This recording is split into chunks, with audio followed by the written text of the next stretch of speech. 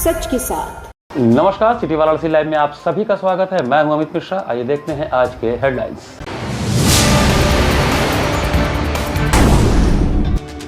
नगर में पूरी अकीदत के साथ मस्जिदों में अदा की गई अलविदा जुमे की नमाज, सुरक्षा के रहे कड़े प्रबंध। कैंट स्टेशन पर 3 करोड़ 53 लाख के तस्करी का पकड़ा गया सोना, 2 तस्कर गिरफ्तार। संक्रमणकालीन लोकतंत्र और नेपाल विषय पर काशी हिंदू विश्वविद्यालय में 3 दिवसीय अंतर्राष्ट्रीय सम्मेलन का शुभारंभ। और बीएचयू में 2 दिवसीय राष्ट्रीय सम्मेलन national conference on recent advances in forensic science 2026 का हुआ भव्य शुभारंभ। और अब समाचार विस्तार से। रमजान के 23वें रोजा के दिन आखिरी जुमा की खास नमाज शुक्रवार को मस्जिदों में अकीदत के साथ अदा की गई। इस्लाम का पाक महीना रमजान अपने अंतिम पड़ाव पर है और आज 13 मार्च 2026 को 23वां रोजा होने के साथ ही आखिरी जुमा यानी जुमातुल विदा भी रही। आज रोजेदार मस्जिदों में अलविदा जुमा की खास नमाज अदा किए। अलविदा नमाज पर वाराणसी के इबादत गाहों में काफ़ी भीड़ हुई, इसे लेकर विशेष तैयारियां की गई थी। मस्जिदों में टोपी, चटाई और पानी की पूरी व्यवस्था की गई। वहीं मस्जिदों और आसपास सफाई की पूरी व्यवस्था रही। कड़ी सुरक्षा व्यवस्था भी सुनिश्चित की गई। लाट सरैया स्थित लाट मस्जिद, नदेसर जामा मस्जिद, लंगड़े हाफिज मस्जिद, नई सड़क में खास भीड़ हुई। इस दौरान उच्च अधिकारियों ने शहर में भ्रमण कर मौके का जायजा लिया। चप्पे चप्पे पर सुरक्षा कर्मियों की निगरानी रही। पुलिस कमिश्नरेट ने रमजान के आखिरी शुक्रवार यानी अलविदा की नमाज के अवसर पर शहर में शांति एवं सुरक्षा व्यवस्था को पूरी तरह सुनिश्चित किया। अपर पुलिस आयुक्त अपराध आलोक प्रियदर्शी के नेतृत्व में प्रमुख मस्जिदों में पुलिस बल की मजबूत मौजूदगी रही और नमाज के बाद थानों का निरीक्षण भी किया गया। अपर पुलिस आयुक्त अपराध आलोक प्रियदर्शी ने थाना सारनाथ क्षेत्र के पुराना पुल बड़ी ईदगाह मस्जिद में अलविदा की नमाज की व्यवस्था का जायजा लिया। थानाध्यक्ष सारनाथ एवं पुलिस बल के साथ नमाज संपन्न कराई गई। इसी क्रम में थाना कैंट अंतर्गत नदेसर मस्जिद में पुलिस उपायुक्त वरुणा जोन प्रमोद कुमार, सहायक पुलिस आयुक्त कैंट नितिन तनेजा एवं प्रभारी निरीक्षक कैंट के नेतृत्व में पुलिस बल तैनात रहा। थाना लोहता क्षेत्र की मस्जिद में अलविदा नमाज के पश्चात प्रभारी निरीक्षक लोहता के साथ थाना परिसर का भ्रमण एवं निरीक्षण किया गया।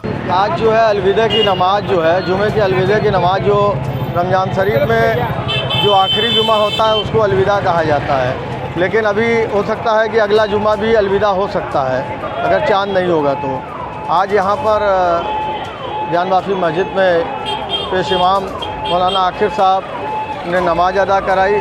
मुल्क के लिए अमन व अमान के लिए दुआ मांगी गई और जो हमारे देश के अंदर जिस तरीके से खाड़ी युद्ध जो अभी चल रहा है ईरान और इजराइल अमेरिका में, वो युद्ध जल्द से जल्द समाप्त हो जाए, इसके लिए दुआ है मांगी गई। अल्लाह का शुक्र व एहसान है कि हर साल की तरह इस साल भी हमें सुकून और इत्मीनान के साथ रमज़ान शरीफ अदा करने का मौका मिला। और इस महीने रमज़ान में हमारी तमाम तर जो भी दीनी ज़रूरतें थीं वो सब पूरी हुई। मुसलमान बड़े ही इत्मीनान के साथ नमाज, तिलावत और रोज़े का काम पूरा करता रहा। आज इस महीने का आखिरी जुमा है, या हो सकता है कि इसके बाद वाला जुमा भी 30 के चांद के हिसाब से हो जाए। बहरहाल ये अलविदा का जुमा पढ़ा गया और इसमें तमाम लोगों ने पूरी मोहब्बत के साथ शिरकत की। आज अलविदा की नमाज़ पढ़ी गई है और बहुत अच्छे माहौल में बहुत सुकून से नमाज़ पढ़ी गई है और सारे हमारे साथी काले कपड़े पहन के आए थे। जो इमाम खमनई और सिया सुन्नी एकता का प्रतीक जो यहाँ पे दिया गया, मैसेज भी दिया गया है। जो दुनिया में युद्ध चल रहा है उसको रोकने के लिए एक तरीके से दुआ की गई है कि पूरी दुनिया अमन चैन से रहे, कोई किसी से न लड़े। जंग से सिर्फ और सिर्फ बस एक लोग का फ़ायदा जो हथियार बेचते हैं, जो लड़ा के मजा लेते हैं, और आम जनता का सिर्फ जंग से नुकसान है। किसी देश की भी जनता हो, किसी मुल्क की, चाहे इजराइल की हो, चाहे ईरान की हो, चाहे हिंदुस्तान की हो, जंग होगा तो जनता का नुकसान होगा, ये मान लीजिए। तो इसलिए हम लोगों को सारे दुनिया को मिल के रहना है और इमाम खमनई के साथ हमारी अकीदत और उनके लिए दुआएं हमारी उनके साथ हैं। और ईरान की पब्लिक जो इस प्रकार से पीड़ित हो रही है और भी जो पब्लिक पीड़ित हो रही है, इन सारे लोगों के लिए दुआ करते हैं हम। ख़ास तौर से मैं दुआ करता हूँ कि सारा दुनिया शांतिमय रहे और जो असामाजिक ताकतें दुनिया में उभर गई हैं, एक्सटिंक्ट फाइल बन जा रही है, सारी फाइल बंद हो। बनारस में अलविदा की नमाज को लेकर के सुरक्षा के पुख्ता इंतजाम किए गए हैं। जनपद में जितनी भी मस्जिदें हैं वहाँ पर पुलिस बल तैनात किया गया है।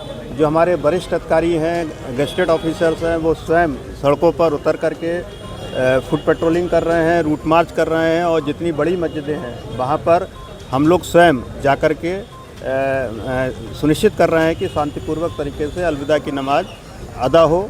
हम लोग सीसीटीवी कैमरे के माध्यम से, ड्रोन के माध्यम से भी पूरे इस अलविदा की नमाज पर नज़र रखे हुए हैं। कैंट रेलवे स्टेशन पर आरपीएफ, जीआरपी और सीआईबी की टीम ने 3 करोड़ से अधिक का सोना बरामद करते हुए 2 तस्करों को गिरफ्तार किया।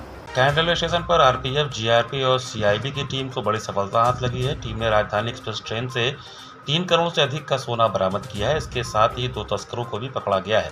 खुलासा करते हुए जीआरपी आईजी ने बताया कि यह सोना अफ्रीका से लाया गया है और बांग्लादेश के रास्ते पश्चिम बंगाल से भारत में लाया गया। इसकी डिलीवरी दिल्ली में करनी थी। जानकारी के मुताबिक ट्रेन संख्या 20,503 डिब्रूगढ़ राजधानी एक्सप्रेस में जांच के दौरान आरपीएफ, सीआईबी और जीआरपी की टीम को बड़ी सफलता हाथ लगी है। टीम की संयुक्त कार्रवाई में प्लेटफॉर्म नंबर 5 पर खड़ी राजधानी एक्सप्रेस से 2 लोगों को 2215 2.215 किलोग्राम सोने के साथ पकड़ा गया है। मामले का खुलासा करते हुए आईजी जीआरपी एन कोलंची ने बताया कि यह सोना अफ्रीका का है, जिसे बांग्लादेश के रास्ते पश्चिम बंगाल में तस्करी कर लाया गया था। उन्होंने बताया कि महाराष्ट्र के रहने वाले बालासौर और तेजस बालासाहेब पवार को गिरफ्तार किया गया है। दोनों के पास से 16 ग्राम के 119 सोने के बिस्कुट बरामद हुए हैं, जिसकी अंतर्राष्ट्रीय बाजार में कीमत 3.54 करोड़ रुपए है। उन्होंने बताया कि गिरफ्तार तस्करों में से एक छात्र है और उनकी तस्करी का तरीका भी अनोखा था। उन्हें इस बात की जानकारी नहीं होती थी कि माल की डिलीवरी किसे देनी है।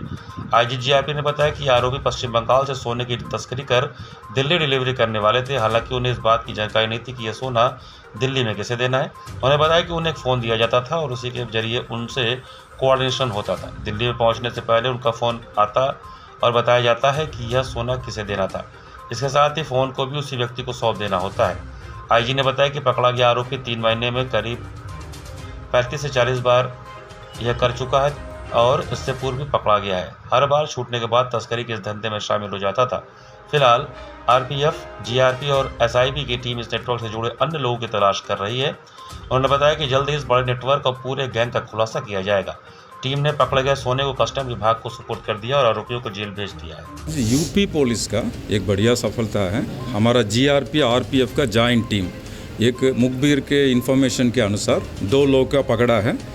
अर्ली मॉर्निंग पकड़ा है 2 लोग का। दोनों महाराष्ट्र का लोग हैं।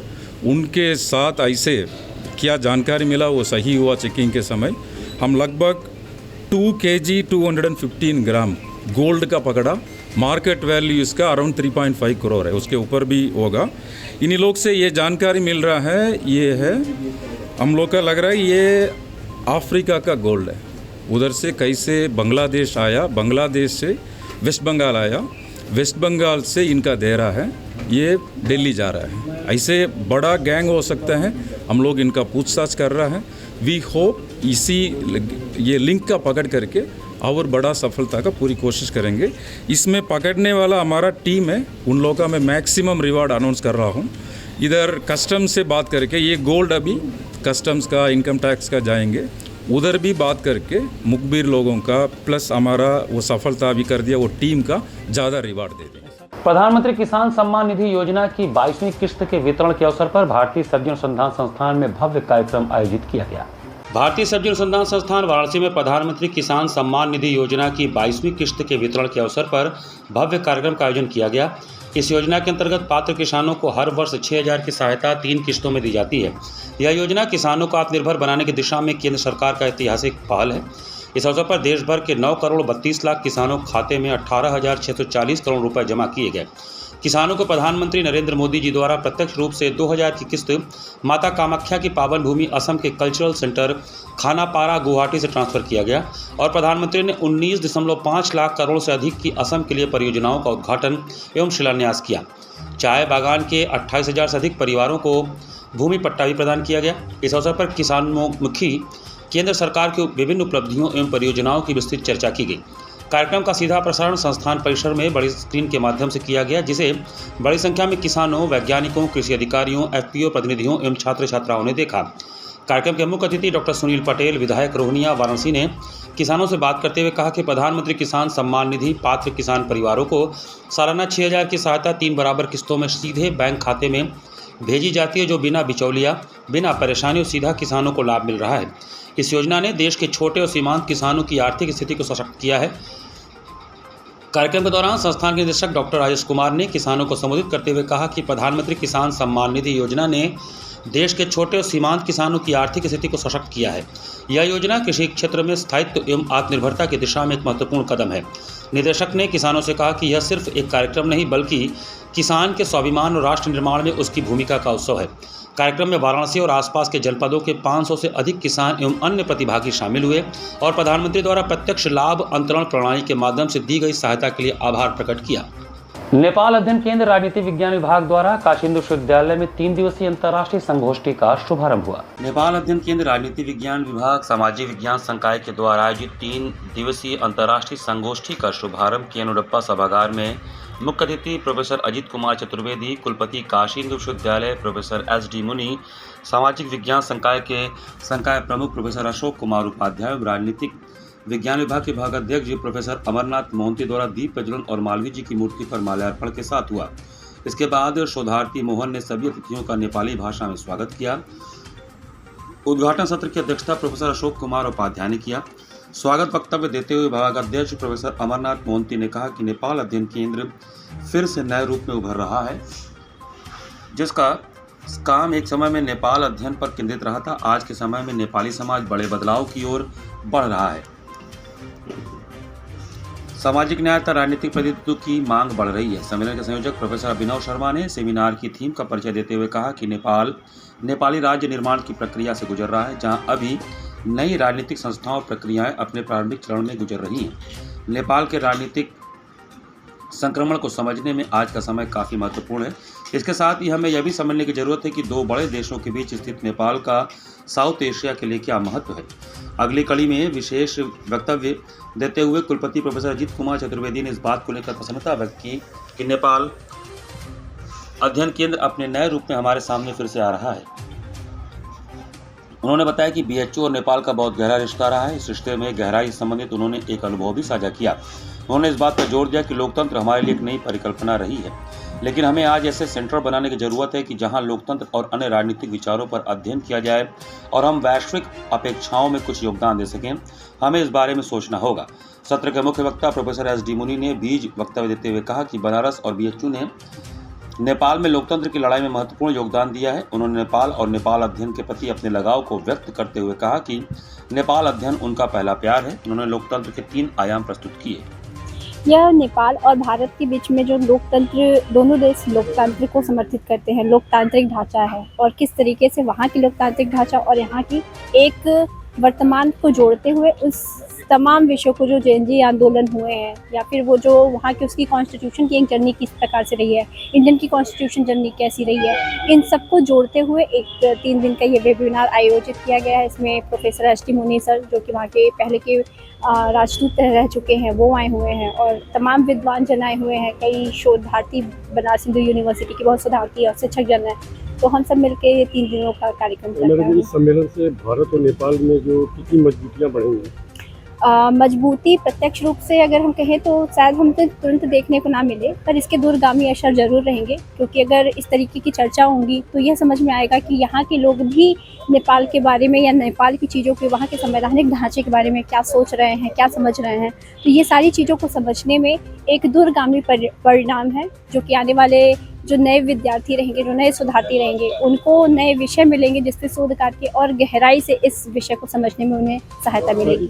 विज्ञान संस्थान काशी हिंदू विश्वविद्यालय में national conference on recent advancement in forensic science के 2 दिवसीय राष्ट्रीय सम्मेलन का शुभारंभ हुआ। BHU के विज्ञान संस्थान स्थित सेंटर ऑफ फॉरेंसिक साइंस द्वारा शुक्रवार को 2 दिवसीय राष्ट्रीय सम्मेलन national conference on recent advances in forensic science का भव्य शुभारंभ हुआ। यह सम्मेलन पहली बार BHU में फॉरेंसिक साइंस के क्षेत्र में आयोजित किया जा रहा है। इस सम्मेलन में देश भर से लगभग 300 से अधिक प्रतिभागी भाग लिए, जबकि करीब 20 आमंत्रित विशेषज्ञ 2 दिनों में अपने व्याख्यान देंगे। इसके अतिरिक्त लगभग 100 पोस्टर प्रस्तुतियां और 50 मौखिक प्रस्तुतियां भी सम्मेलन का हिस्सा रही। सम्मेलन का मुख्य उद्देश्य फॉरेंसिक साइंस के विभिन्न क्षेत्रों में हो रही नवीनतम प्रगतियों पर चर्चा करना है। इसमें forensic chemistry, forensic biology, forensic physics, ballistics, forensic linguistics, forensic psychology, cyber forensic, DNA विश्लेषण, फॉरेंसिक मेडिसिन तथा टैक्सिकोलॉजी सहित फॉरेंसिक विज्ञान के लगभग सभी प्रमुख क्षेत्रों को शामिल किया गया है। सम्मेलन का आयोजन सेंटर ऑफ फॉरेंसिक साइंस द्वारा किया जा रहा है, जिसकी स्थापना वर्ष 2014 में हुई थी। यह सम्मेलन केंद्र के संस्थापक समन्वयक प्रोफेसर भीमबली प्रसाद की स्मृति में आयोजित किया जा रहा है। सम्मेलन के उद्घाटन समारोह में मुख्य अतिथि के रूप में डॉक्टर A.K. श्रीवास्तव उपस्थित रहे। उद्घाटन समारोह की अध्यक्षता प्रोफेसर अजीत कुमार चतुर्वेदी ने किया। इस अवसर पर विज्ञान संकाय के अधिष्ठाता प्रोफेसर R.K. श्रीवास्तव, रसायन विज्ञान विभाग अध्यक्ष प्रोफेसर K.N. सिंह, सम्मेलन के संयोजक प्रोफेसर M.K. भारती तथा सेंटर ऑफ फॉरेंसिक साइंस के समन्वयक प्रोफेसर V. गणेशन सहित विश्वविद्यालय के विभिन्न विभागों के वरिष्ठ प्राध्यापक, आमंत्रित वक्ता और देश भर से आए प्रतिनिधि उपस्थित रहे। जो आने वाले समय में फॉरेंसिक के इम्पोर्टेंस को अत्यंत बढ़ावा देगा और जो बच्चे फॉरेंसिक साइंस के जो स्टूडेंट हैं उनके लिए काफ़ी बेनिफिशियरी एक अच्छा प्लेटफार्म है, जिसमें अपने नॉलेज को डिफरेंट लेक्चर्स जो दे रहे हैं, जो अलग अलग जगहों से आए हुए इसके व्याख्यान देने वाले जो फॉरेंसिक एक्सपर्ट हैं, उनसे उनको अत्यंत लाभ होगा और बच्चे भी अपना व्यू रखेंगे। बच्चे फॉरेंसिक से संबंधित अपना ज्ञान साझा करेंगे और हर तरीके से आने वाले समय फॉरेंसिक के इम्पोर्टेंस को बढ़ाने में अत्यंत सहयोगी होगा। यहाँ पर वक्त चला छोटे से ब्रेक का, बने रहिए सिटी वाराणसी लाइव के साथ। वाराणसी लाइव, सच के साथ। स्वामी हरसिवानंद पब्लिक स्कूल छात्र छात्राओं हेतु वातानुकूलित छात्रावास की सुविधा, हर युक्त खेल का मैदान, इंडोर गेम आउटडोर गेम की सुविधा, जिम, योगा, ध्यान की विशेष कक्षा, एनसीसी एबीसी सर्टिफिकेट तथा करियर काउंसलिंग की सुविधा, विज्ञान कला तथा कॉमर्स के साथ वैकल्पिक विषयों की एक लंबी श्रृंखला, कम फीस में उत्कृष्टतम अध्ययन की व्यवस्था, शहर के सभी क्षेत्रों में बस की सुविधा, विज्ञान, कंप्यूटर तथा सभी आधुनिकतम प्रयोगशाला उपलब्ध, audio video classes. Swami Harsivanand public school and hostel, शिक्षण समूह, शाखाएं Garhwa Ghat, Ramna, Varanasi. Phone number 9554995413, Jagatganj Varanasi. Phone number 7408457111, Vanpurwa, Ramna, Varanasi. Phone number 9554955412, railway station road, Churk, Sonbhadra. Phone number 7081109710, Marsara, Ghorawal, Sonbhadra. Phone number 954596319495 एवं स्वामी हरसिवानंद महाविद्यालय, Churk, Sonbhadra. Phone number 7081109711। Facilities of Navneeta Kuvar Public School: quality education, well-qualified faculty, dance, vocal, instrumental music, robotics, art and craft, skating, karate classes, indoor and outdoor activities, used playground for kindergarten and various types of games, math, physics, biology, chemistry lab and smart library, well-maintained computer lab and classes, highly secure and GPS track conveyance facilities, educational based activities using technique, tools and interesting methods for student. Navneeta Kuvar Public Schools, Swahi near BHU Hyderabad Gate, Varanasi. Mobile number 7311128462. Navneeta Kuvar Public School. A bright future starts with the right education. JPM English School, based on CBSE pattern. Admission open from pre-nursery to class 8. We provide high-quality education and expert guidance from experienced faculty. Spacious, calm and modern learning environment. A well-equipped computer lab. Modern science lab.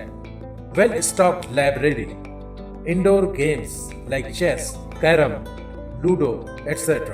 And outdoor games like skating, basketball, badminton, cricket, etc. Special yoga classes for overall physical and mental growth. Special personality development classes. Regular dance classes. Special music classes. Students, always remember that education is not a destination, it is a journey. So never stop, keep pushing yourself to achieve your goals. Enroll today to JPM English School, Ganganagar Colony, Badaun, Varanasi. Call us at 700-7655-355. आधुनिक शिक्षा की नई परिभाषा, international Hindi school Nagwa, Lanka, Varanasi. CBSE से मान्यता प्राप्त nursery से लेकर 12वीं तक की कक्षाएं, जहां शिक्षा तकनीकी सुविधाओं से पूरी तरह लैस है। स्मार्ट डिजिटल क्लासरूम्स और एसी कक्षाओं संग वेल क्वालिफाइड टीचर्स छात्रों को उत्कृष्ट शिक्षा प्रदान करते हैं। Well equipped robotics lab, biology lab, chemistry lab, physics lab एवं स्पेसिफिक आइंस्टाइन लैब और सॉइल टेस्टिंग लैब, जहां छात्रों को प्रयोगात्मक ज्ञान और नए आविष्कारों की समझ मिलती है। संस्कृत और जर्मन भाषा की कक्षाएं, जहां नई भाषाओं से आपका परिचय होता है। वहीं विशाल कंप्यूटर लैब से तकनीकी शिक्षा का सही और सटीक मार्गदर्शन मिलता है। एक संस्थान जहां छात्रों के शारीरिक और मानसिक विकास के लिए योग, नृत्य और संगीत के बेहतरीन शिक्षण और प्रशिक्षण उपलब्ध है। इंडोर गेम्स और आउटडोर गेम्स छात्रों को मानसिक ताजगी और शारीरिक शक्ति प्रदान करते हैं। विशाल पुस्तकालय, अनुभवी और योग्य शिक्षक, जहां हर छात्र को मिलता है व्यक्तिगत ध्यान और मार्गदर्शन। हमारे पास है सुविधाजनक परिवहन व्यवस्था ताकि आपके बच्चे स्कूल आसानी से पहुंच सके। इंटरनेशनल हिंदी स्कूल में अपने बच्चों को बेहतर भविष्य की दिशा दिखाएं। The institution directed and controlled from USA. Give me your children. We will work very hard and turn them into responsible, hard-working and bright citizens of India. That's what India needs. Varanasi live, सच के साथ। Break के बाद आपका स्वागत है। विश्व गुर्दा दिवस के अवसर पर गुरुवार को ओपल हॉस्पिटल में जागरूकता कार्यक्रम का आयोजन किया गया। 12 मार्च को विश्व गुर्दा दिवस के अवसर पर ओपल हॉस्पिटल में जागरूकता कार्यक्रम का आयोजन किया गया। इस वर्ष की थीम स्वस्थ गुर्दे सभी के लिए रखी गई थी, जिसका उद्देश्य लोगों को गुर्दे, किडनी के स्वास्थ्य के प्रति जागरूक करना और पर्यावरण की सुरक्षा के साथ बेहतर स्वास्थ्य का संदेश देना है।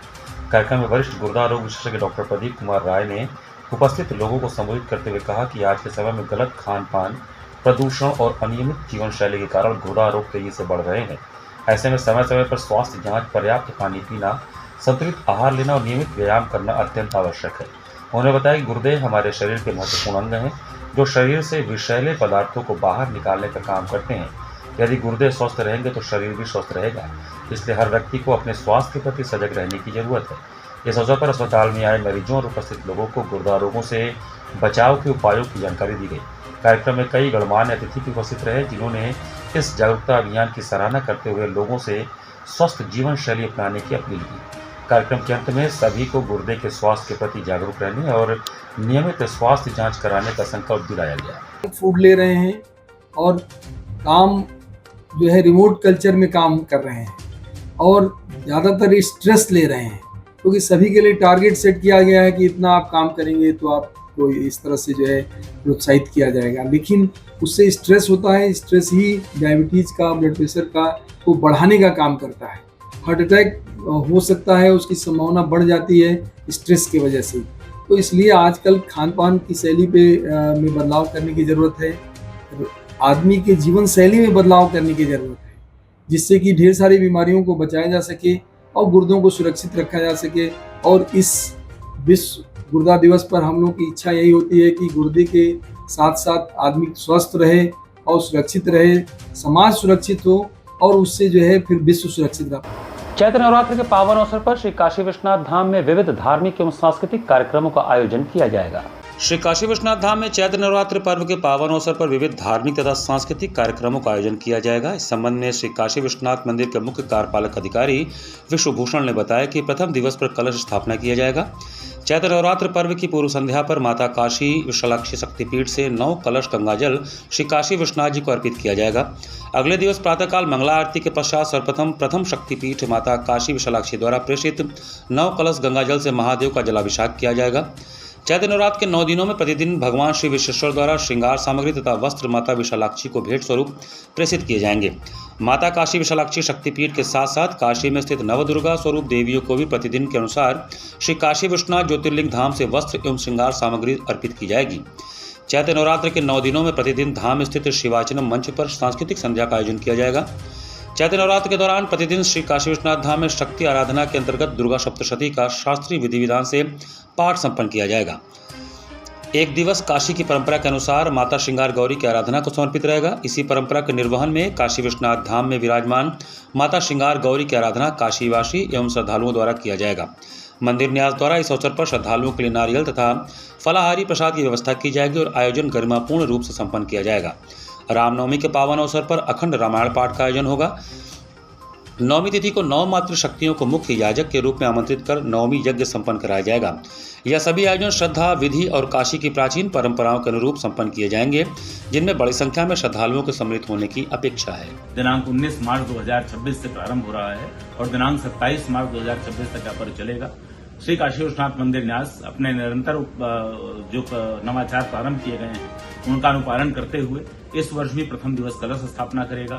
इसके बाद प्रतिदिन दुर्गा सप्तशती का पाठ किया जाना, जो काशी में स्थित प्रथम शक्तिपीठ माता विशालाक्षी का मंदिर है वहां से लेकर और नौ दुर्गा, अष्ट दुर्गा, नौ गौरी, इनके जो मंदिर हैं सभी देवी मंदिरों में श्रृंगार एवं वस्त्र सामग्री का प्रेषण, देवी के सभी साधकों के लिए, आराधकों के लिए विशेष रूप से जो उपवास की सामग्री है उसका वितरण, प्रतिदिन सांस्कृतिक कार्यक्रम किया जाना, एक दिन ललिता सहस्रनाम का पाठ किया जाना, हवन किया जाना, उसमें महिला याजकों को जो मातृशक्ति की प्रतीक हैं उनको बुलाकर हवन का संचालन किया जाना, यह सभी नवाचार सम्मिलित होंगे।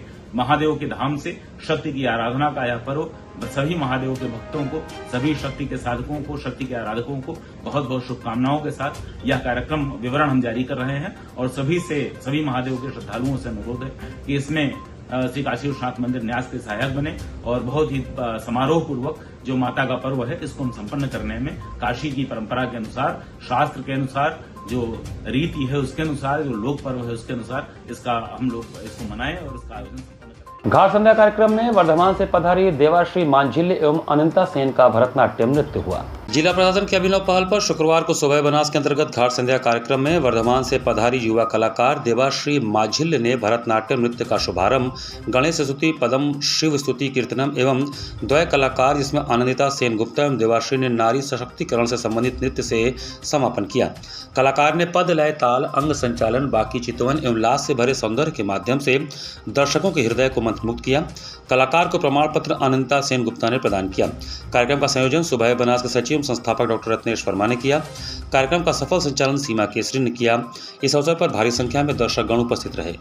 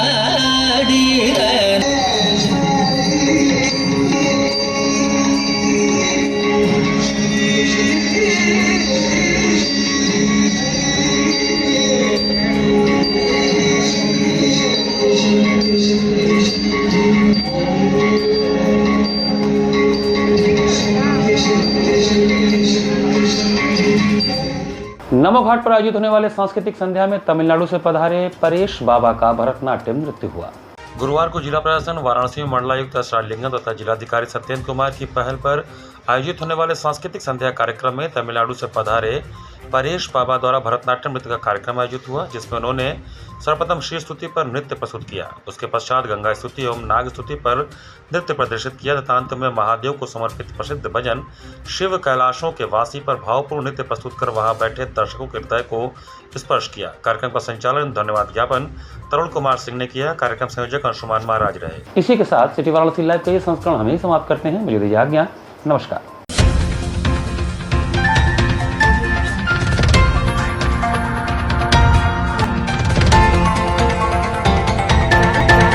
लाइव सच के साथ।